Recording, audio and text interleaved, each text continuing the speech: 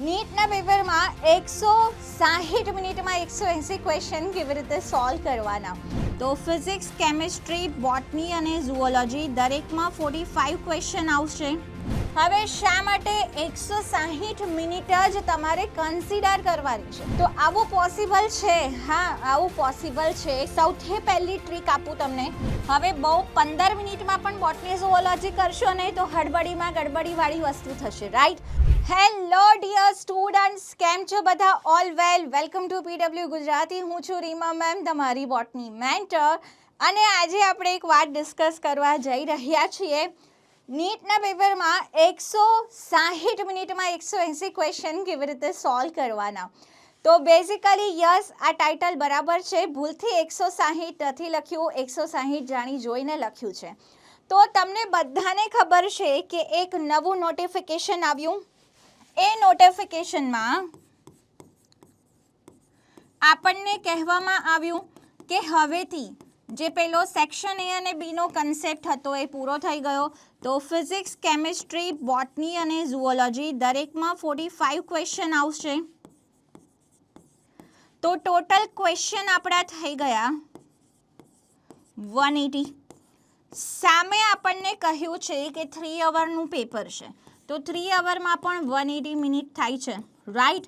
તો શા માટે મેં 20 મિનિટ કટ કરી દીધી? 160 મિનિટ આપણે કન્સિડર કરવાની છે. હવે શા માટે 160 મિનિટ જ તમારે કન્સિડર કરવાની છે? તો આપણને ખબર છે કે નીટ એક્ઝામમાં OMR શીટ ભરવાની હોય છે.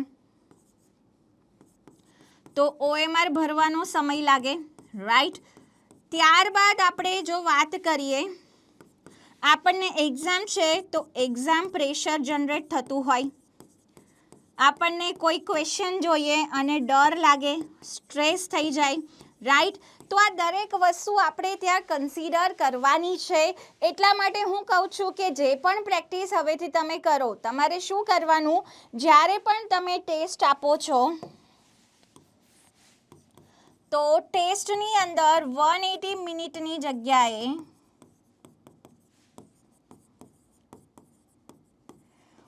160 મિનિટની તૈયારી રાખો, તૈયારી કરો, રાઈટ? તો જ્યારે પણ ટેસ્ટ આપો ત્યારે 160 મિનિટનો ટાર્ગેટ લેવાનો, 180 મિનિટનો ટાર્ગેટ નહીં લેવાનો. હવે આની પાછળનું રીઝન, જે મેજર અહીંયા મેં તમને પોઈન્ટ કીધા એ જ છે. હવે સપોઝ હું તમને કહું કે તમે પેપર શરૂ કરો અને ક્વેશ્ચન નંબર 1 to 10 થઈ ગયા. હવે suppose for example 11th question છે, એ હાર્ડ આવ્યો. હાર્ડ એટલે આવ્યો કે તમારી માટે નવો છે. હવે શું થયું? તમે છે ને ક્વેશ્ચન સોલ્વ કરવાનો સ્ટાર્ટ કર્યો. હવે તમારી માટે નવું છે તો તમે વિચારી રહ્યા છો, સોલ્વ કરી રહ્યા છો.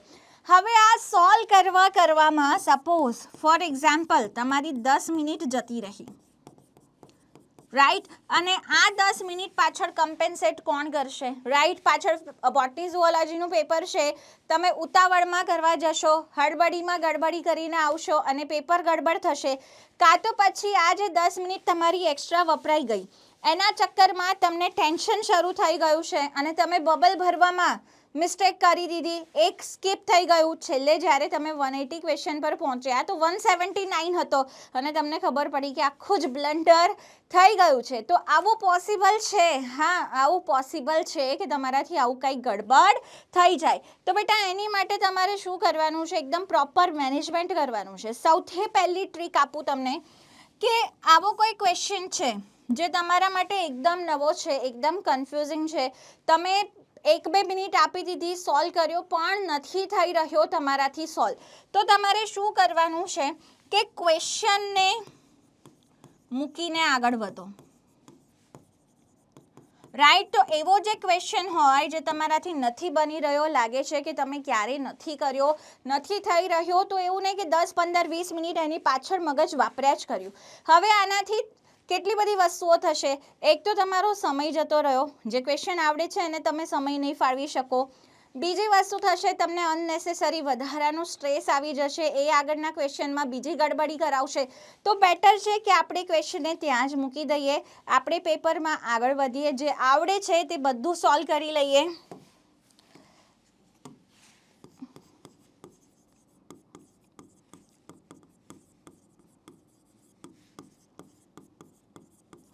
અને પછી ફરીથી આગળનો ક્વેશ્ચન અટેમ્પ્ટ કરો.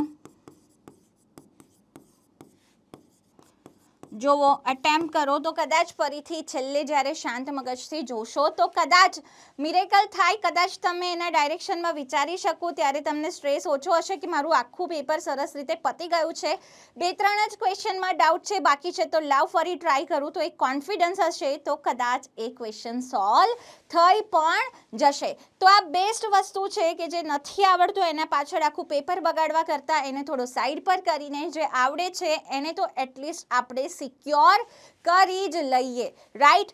તો ક્વેશ્ચનમાં ઘણીવાર બધા મને પૂછતા હોય મેમ કેટલા મિનિટમાં શું થવું જોઈએ, તો એની કોઈ સેટ પેટર્ન વૈસે તો ન હોય, બધા સ્ટુડન્ટ્સના પોતપોતાના રિવ્યૂ હોય, પોતપોતાની આવડત હોય, પોતપોતાનો ફેવરેટ સબ્જેક્ટ હોય, પણ આઈડિયલી જે ટોપર્સ મેં જોયા છે એ બોટની અને ઝૂઓલોજીમાં 30 થી 45 મિનિટ આપતા હોય છે. હવે બહુ 15 મિનિટમાં પણ બોટની ઝૂઓલોજી કરશો નહીં તો હડબડીમાં ગડબડીવાળી વસ્તુ થશે, રાઈટ. તો એને પ્રોપર ન્યાય આપો. એ જે ક્વેશ્ચન્સ છે ઇઝી હશે, અમુક સેન્ટેન્સ બેઝ 5-6 સેન્ટેન્સ હશે તો તમારે ત્યાં સમય આપવો પડશે, અમુક ડાયરેક્ટ હશે વાંચીને તરત 5-10 સેકન્ડમાં પણ થઈ જશે. તો બોટની ઝૂઓલોજીની પ્રેક્ટિસ એવી કરવાની કે 30 થી 45 મિનિટમાં એ પોર્શન તમારો ફિનિશ થઈ જ જાય. ત્યારબાદ વચ્ચે કેમિસ્ટ્રી માટે, તો કેમિસ્ટ્રી માટે 45 મિનિટથી 1 અવરનો સમય તમારે ફાળવવાનો, રાઈટ. તો અહીંયા પણ એ જ વસ્તુ છે કે કેમિસ્ટ્રીમાં અમુક ક્વેશ્ચન સીધા હશે, અમુક કેલ્ક્યુલેશનવાળા હશે, ત્યાં તમને સમય પણ લાગશે. અમુક છોકરાઓ આને 1 અવર 10 મિનિટ સુધી પણ લઈ જતા હોય છે, અને પછી તમારી પાસે બાકી સમય બચશે તે કોના માટે હશે, તો ભાઈ બાકીનો સમય તમારી પાસે ફિઝિક્સ માટે હશે. તો આગળ જેટલો પણ સમય બચાવેલો હશે એ બધો સમય ફિઝિક્સ માટે યુઝ થઈ શકશે. તમે પહેલાં ફિઝિક્સ કરો છો પછી કેમિસ્ટ્રી કરો છો તો પણ આ ટાઈમ ડ્યુરેશનને ધ્યાનમાં રાખવાનું. પહેલાં તમે 1 અવરમાં ફિઝિક્સ થાય એટલું કરી લો, બાકીના જે ક્વેશ્ચન ક્યારેય નથી જોયેલા, નથી આવડતા, નથી સોલ્વ થઈ રહ્યા, એને સાઈડ પર રાખીને કેમિસ્ટ્રી સોલ્વ કરો, બોટની ઝૂઓલોજી કરો, અને પછી તમારી પાસે સરસ મજાની બીજી 20-25 મિનિટ હશે, સ્ટ્રેસ નહીં હોય, તો તમે પાછા જે ક્વેશ્ચન નથી આવડતા એને ટ્રાય કરો છો. નીટ એક્ઝામ મેડિકલ સ્ટુડન્ટ્સ માટે છે જેમને MBBSમાં એડમિશન લેવાનું છે.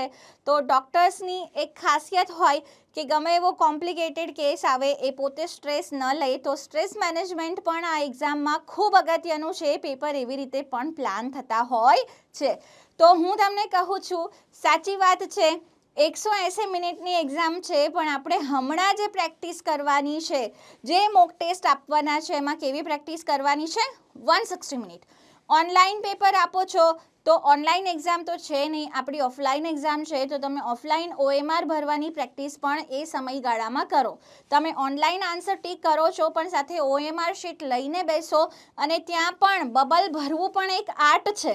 તમે ત્યાં ગડબડ કરી દો, સિક્વન્સ છૂટી જાય, તો એની પ્રેક્ટિસ પણ મસ્ટ છે. તો હવે તમે જ્યારે પણ મોક ટેસ્ટ આપો ત્યારે શું કરવાનું છે, તો 160 મિનિટ ધ્યાનમાં રાખવાની છે. એક્ઝામના દિવસે કાંઈ પણ થઈ શકે છે.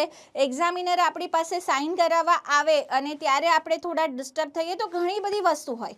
છેલ્લા સમયે કહી દીધું કે 20 મિનિટ બાકી છે, અડધો કલાક બાકી છે, અને આપણને પેનિક એટેક આવી જાય, આપણે એકદમ ડરી જઈએ કે મારું તો આટલું બધું બાકી છે, આખી OMR ભરવાની બાકી છે, રાઈટ. તો એ સ્ટ્રેસફુલ કન્ડિશનને ધ્યાનમાં રાખીને 20 મિનિટનો બફર રાખવાનો, અને જે પણ પ્રેક્ટિસ કરીએ છીએ કેટલી મિનિટમાં કરવાની છે, 160 મિનિટમાં. તો સરસ મજાની તૈયારી કરો, અને તમારી તૈયારી માટે તમને ઓલ ધી બેસ્ટ.